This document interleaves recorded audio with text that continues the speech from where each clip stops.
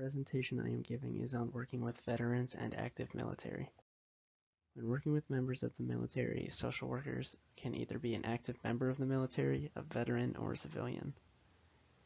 Military social work often focuses on psychological and emotional disorders, substance abuse, or suicide. According to the Journal of Social Work Education, active military social workers also focus on service members' response to combat-related stress, their response to accident-related trauma or non-combat injuries, their response to operational stressors, their response to home front problems, and their response to issues relating to their unit cohesion and morale. A social worker actively serving in the military is required to have at least an MSW, and most military branches offer additional pay bonus for social workers. For example, the United States Army specifically offers a $40,000 bonus to anyone who enters the Medical Service Corps to become a social worker. In order to work with the Department of Veteran Affairs, the VA, a social worker is required to possess at least an MSW as well. Social workers don't only work with the service members, they also work with the service members and veterans' family as well. The focuses are different when working with family members. Social workers tend to focus on how to cope with their spouse being deployed, how to cope with the death of their spouse, domestic violence, or child abuse.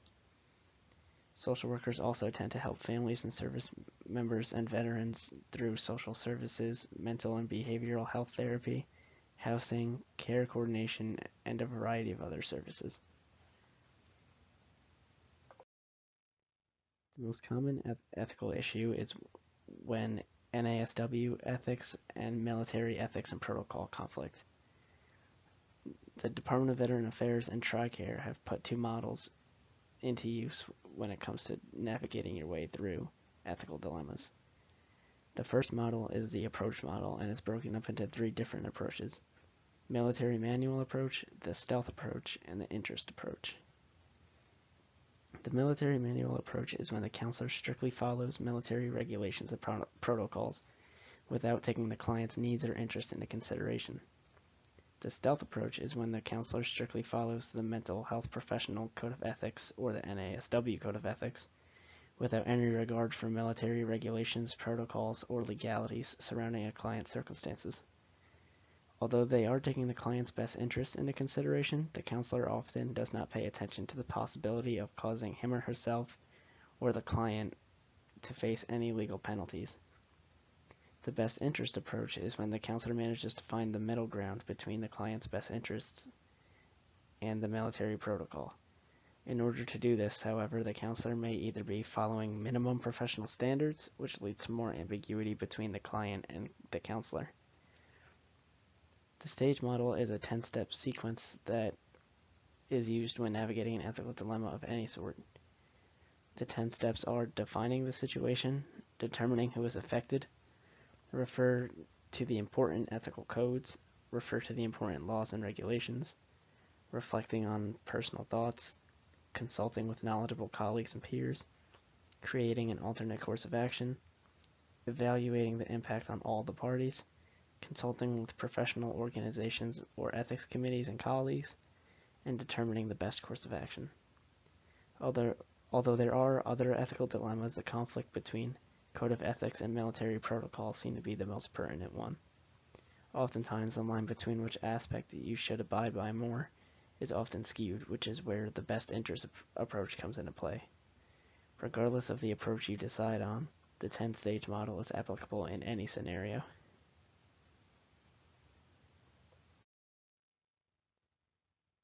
The most common challenges social workers face when dealing with veterans or active military members is that most social workers don't have any military background or experience. This may cause the client to think that the social worker doesn't know what they are talking about, or even lead to the client seeking a new social worker that does have military experience. Another problem case managers may face when working with veterans, typically wounded veterans, is a possibility of experiencing trauma vicariously. You can be working with a client who has been through hell and back multiple times and has lost limbs or developed a variety of emotional and psychological disorders because of it. As a social worker, you need to try your best to be able to help the client regardless of what they have been through. However, if it comes to the point where you're no longer able to do that, you can always refer the client to another person.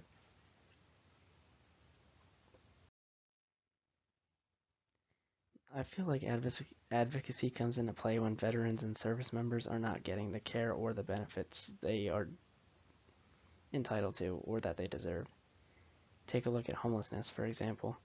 23% of homeless people are veterans, according to the National Coalition of the Homeless. And of all the homeless men, 33% are veterans.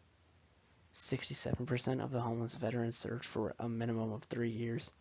76% of homeless veterans suffer from alcohol or drug abuse or mental health problems.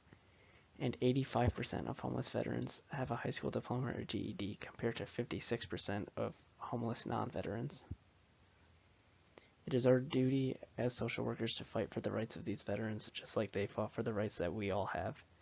We need to do everything we can to get them back on their feet and into a stable living situation and an environment, regardless of what they are currently going through.